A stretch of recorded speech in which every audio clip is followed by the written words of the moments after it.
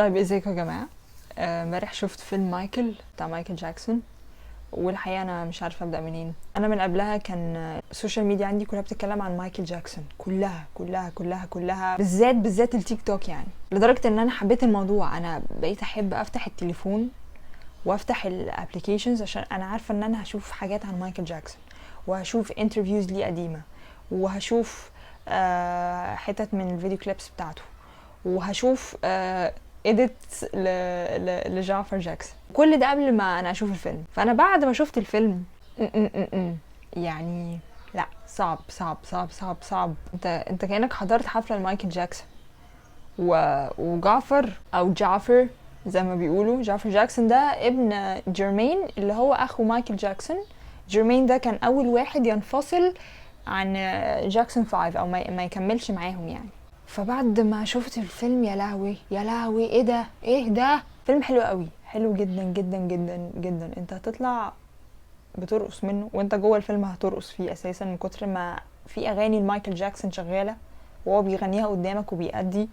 فكأنك بالظبط حضرت حفله يعني، بالذات لو انت فان لمايكل جاكسون وبتسمع له اغاني فانت هتتبسط قوي بالفيلم ده. ولو انت بتتعرف على مايكل جاكسون من اول مره، يعني عارف مين مايكل جاكسون بس مش اللي هو متابعه يعني او بتسمع في اغانيه، هتتبسط برضه. بس عشان ابقى فير، الفيلم مركزش قوي غير على المين ايفنتس بتاعت مايكل جاكسون، وطبعا ايفنتس مهمه في حياته وحاجات فرقت في صناعه المزيكا وفي الجنرا بتاعت البوب بالذات. بس في عناصر كده احنا فقدناها شويه، بالذات في علاقته مع اخواته. كان نفسي يركزوا اكتر مع اخواته. يعني انا مع اخواته انا مش عارفه مين جيرمين مين تيتو.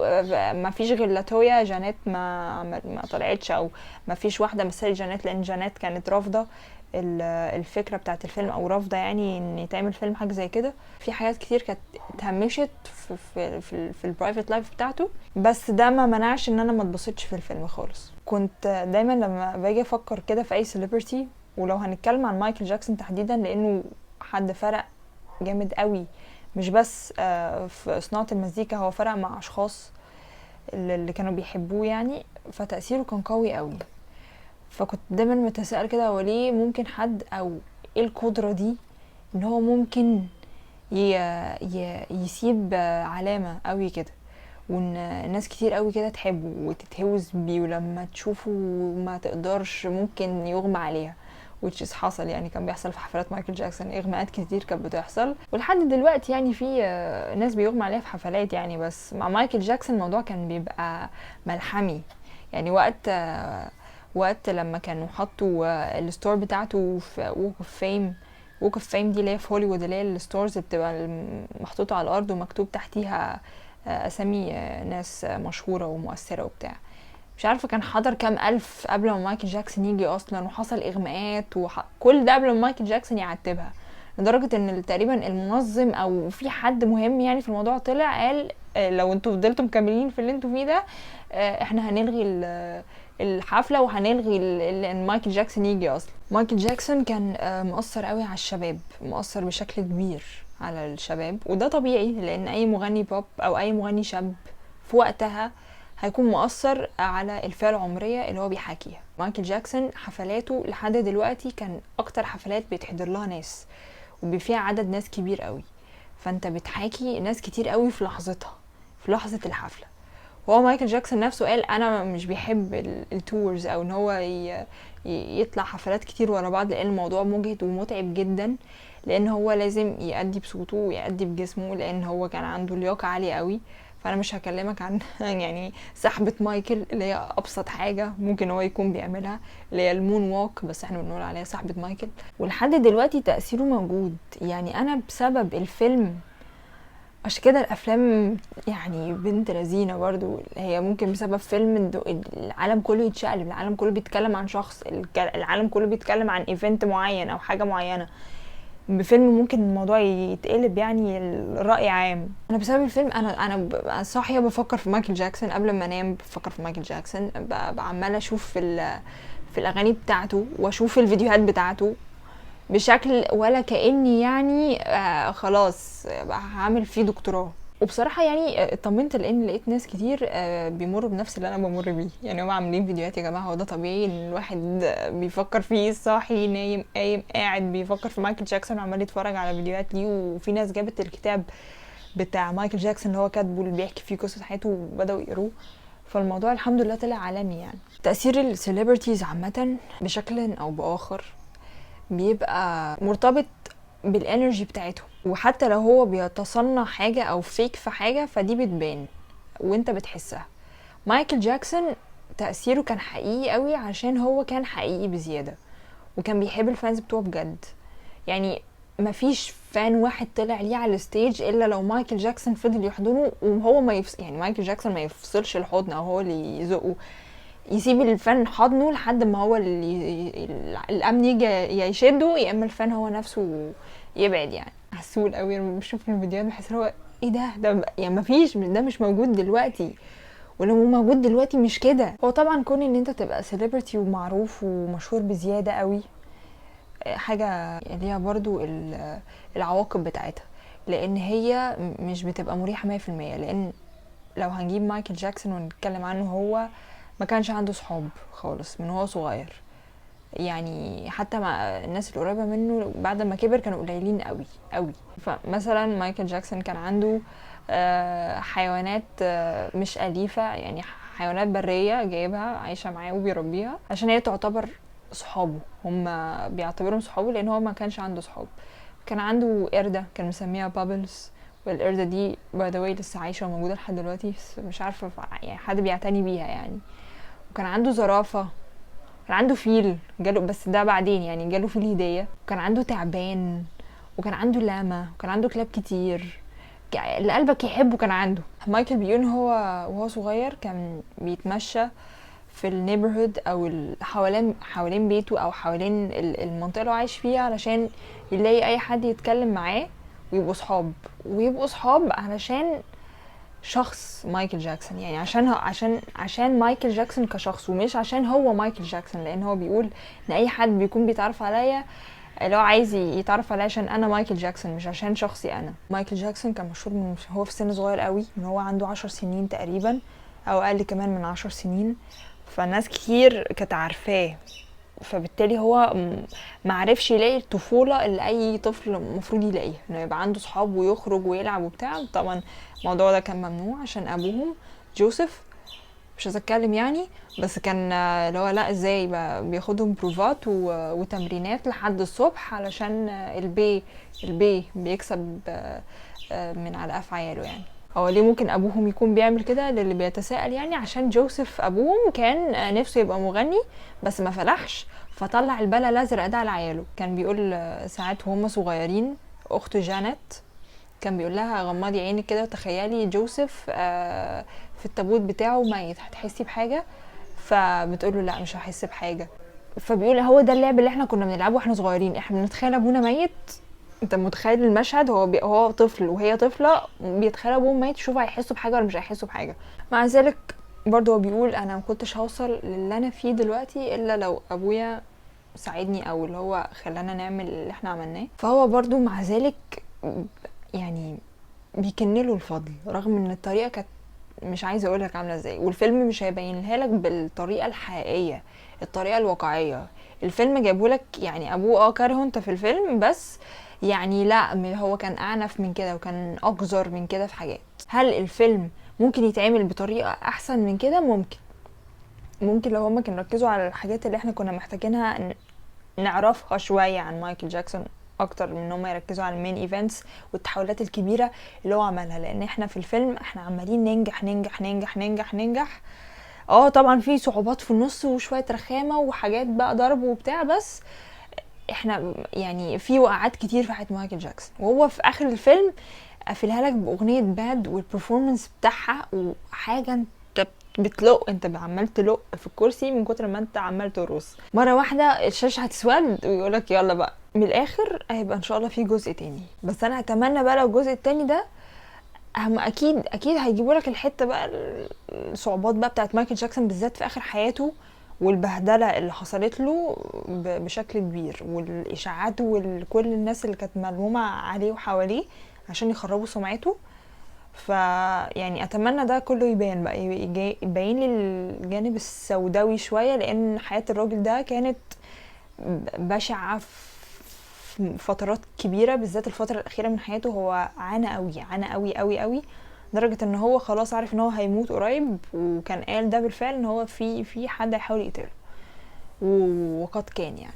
مايكل جاكسون اثر جامد قوي، وانا حاسه ان هو لو كان لسه معانا دلوقتي ولسه عايش كان هيحب جنريشن زي، وكان هيعمل لهم اغاني مخصوص ليهم، وحاسه ان هو كان هيبقى عنده تيك توك. هو عنده تيك توك بس يعني في ناس ماسكه التيك توك بتاعه يعني، بس هو شخصيا مايكل جاكسون هيبقى عنده تيك توك وماسكه هو اللي بيسكرول، فحاسه ان هو كان هيعجبه قوي الكلام ده.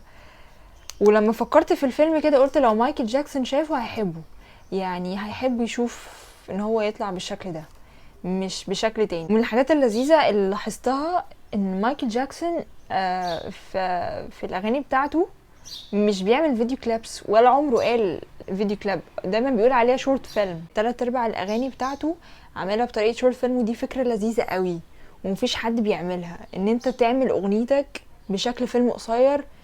وبيجيب مخرجين مش قليلين خالص يعني.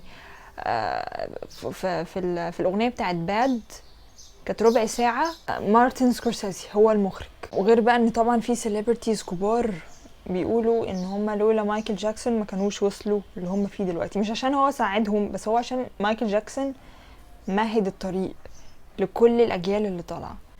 ولقب كينج اوف بوب بيتقال على مايكل جاكسون بس، ممكن تلاقيه من وقت للتاني كده بيتقال على ممكن ناس وبتاع. يعني في 2003 اتقال على جاستن بتاع ده عشان ما بحبوش ان هو زاينست، اتقال عليه ان هو كينج اوف بوب الجديد وبتاع. ففي انترفيو لمايكل جاكسون بعديها، لان مايكل جاكسون مات في 2009،